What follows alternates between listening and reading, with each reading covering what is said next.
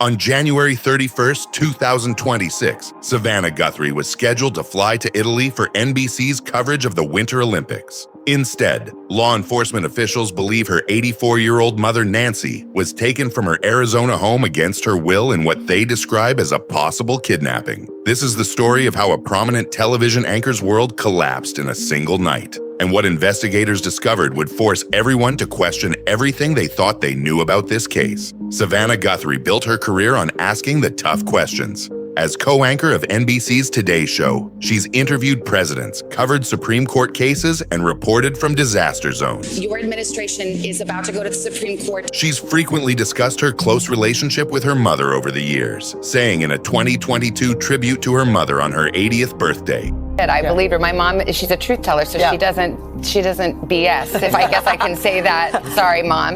On Instagram, Savannah's feed reflected that bond. Photos of Nancy at family gatherings, Mother's Day tributes. The account painted a picture of normalcy, a daughter who'd made it big, staying connected to her roots. Nancy Guthrie wasn't just religious, she was devoted. St. Andrew's Presbyterian Church confirmed she had been in the church family a long time. But here's where the story takes its first unexpected turn. On February 1st, Nancy was supposed to join friends at a neighbor's house to watch an online church service of Good Shepherd, New York.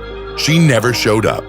When friends noticed she was absent from her regular church service, a family member went to check on her around noon Sunday. The house was empty. Nancy was gone.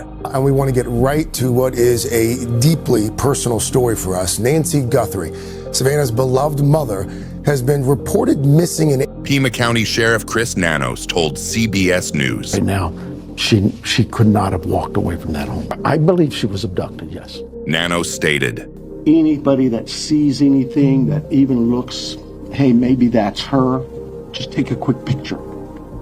Take a video, send it to us. Nancy is 5 feet, 5 inches tall, weighs 150 pounds, has brown hair and blue eyes. She's very limited in her mobility and couldn't walk 50 yards, meaning she couldn't get far from that home. The evidence at the scene painted a disturbing picture. Blood was found on the porch of Nancy Guthrie's home, and DNA testing revealed that it was a match for Guthrie. At 2:12 a.m., software detected a person on camera, but no video is available due to lack of a service subscription. At 2:28 a.m., Nancy's pacemaker app showed disconnect from phone. That detail about the camera subscription would become one of the most frustrating elements of the entire investigation. Investigators found her doorbell camera was disconnected early Sunday, and that software data recorded movement at the home minutes later. But investigators haven't been able to recover the footage because Guthrie didn't have an active subscription to the service. Sheriff Nanos told the Associated Press, "I wish technology was as easy as we believe it is, that here's a picture, here's your bad guy. But it's not. There are pieces of information that come to us from these tech groups that say, this is what we have and we can't get any more." Within days, the case exploded nationally. President Donald Trump said he spoke with Savannah Guthrie and posted, "I am directing all federal law enforcement to be at the families and local law enforcement's complete disposal immediately." But then came the ransom notes. Multiple of them, at least 3 media outlets, received purported ransom notes demanding millions of dollars in Bitcoin for Guthrie's return. K-Gun reported that the purported kidnapper demanded $6 million by 5 p.m. Monday, with a threat to Guthrie's life if the deadline wasn't met. On February 4th, Savannah Guthrie and her siblings spoke out in a heart-wrenching video, saying, "We too have heard the reports about a ransom letter in the media. As a family, we are doing everything that we can. We are ready to talk." The family's plea was strategic. Former FBI Deputy Director Andrew McCabe said on CNN, "There is no question in my mind that every word of that statement was carefully honed with the assistance of the FBI experts who are advising the family," noting those experts likely include hostage negotiators and other very experienced agents who have dealt with many kidnapping and ransom situations. Which brings us to the first major suspect, and the controversy that nearly tore the investigation apart. According to Pima County Sheriff Chris Nanos, Tommaso Cioni might have been the last person to see Nancy before her disappearance in the overnight hours on January 31st to February 1st. Cioni is married to Savannah's sister Annie. Authorities confirmed that Nancy went to dinner with her daughter and Cioni on Saturday night. and that Nancy was dropped off at her home around 9:30 p.m. local time. Nanos told the New York Times that Sione drove Nancy home and made sure that she was safely inside before he left. On the surface, nothing unusual. A son-in-law drops his mother-in-law home after a family dinner. Standard. Unremarkable. Except journalist Ashley Banfield didn't see it that way. On her podcast, Drop Dead Serious, Banfield claimed that a law enforcement source told her that Sione might be a prime suspect in the case. Nancy Guthrie's son-in-law, that would be Annie's husband, Tommaso Sione, age 50, from Tucson, Arizona, married to Annie P. Guthrie, Savannah's sister. And my law enforcement source tells me that Tommaso Sione is the prime suspect in this case. The report detonated across social media and cable news. The claim came just 2 days after Nancy was reported missing on the February 3rd episode of her podcast. Megyn Kelly later reported, Now, I have not been able to confirm that the Guthrie family wants to sue Ashley Banfield, but I have confirmed that Savannah is livid about that report and definitely does not suspect her sister or her brother-in-law. Kelly added, Can you blame her? I mean, that's, of course, she loves her sister. I'm sure she loves her brother-in-law, and I'm sure she genuinely doesn't believe they had anything to do with it.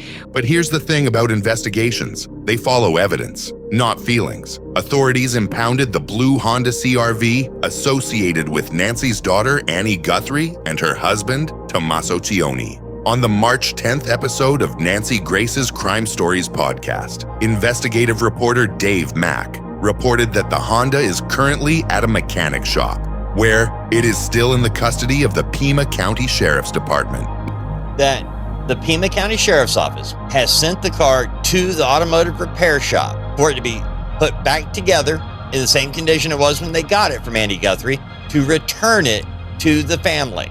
That's what I'm being told. According to investigators and leaked forensic information, the search of that vehicle revealed potential evidence that may contradict the timeline surrounding the night Guthrie vanished. Then came the moment that should have ended all speculation about Sione. On Monday, February 16th, Sheriff Nanos issued a statement. To be clear, the Guthrie family, to include all siblings and spouses, has been cleared as possible suspects in this case.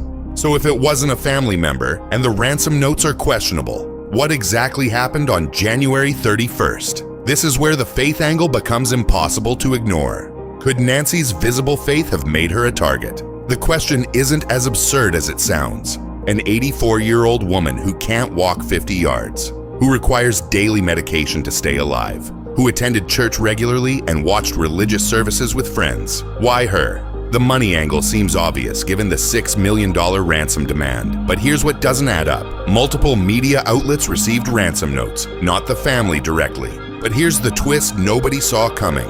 As of March 25th, 2026, nearly 2 months after Nancy disappeared, she still hasn't been found. The case that looked like a straightforward kidnapping for ransom has become something else entirely, something more disturbing. Sheriff Chris Nanos told Fox 10, "We're going to go with faith and hope." Faith. That word again. Pastor John Tittle of St. Andrew's Presbyterian Church told congregants, "We're gonna keep praying through this horrific ordeal." But prayers don't explain evidence. The relentless search for Nancy Guthrie is rolling into its 7th week as of mid-March, and there have still been no traces of her. 7 weeks. No body. No confirmed communication from kidnappers. No credible sightings. An 84-year-old woman with serious health conditions just vanished. The question haunts everyone involved. Was Nancy targeted because of her daughter's fame, her faith, pure random chance, or something else entirely that investigators haven't revealed? Savannah Guthrie built a career asking tough questions of the powerful. Now she's living the story she would normally report. A daughter waiting for a phone call that never comes. A sister defending her family against speculation. A journalist forced to trust the same law enforcement system she spent years covering. The controversy isn't just about faith or money anymore. It's about why an 84-year-old woman could vanish from her own bedroom in an upscale neighborhood, with cameras recording the event, blood on the porch, and federal resources deployed. And still, 2 months later, investigators have nothing.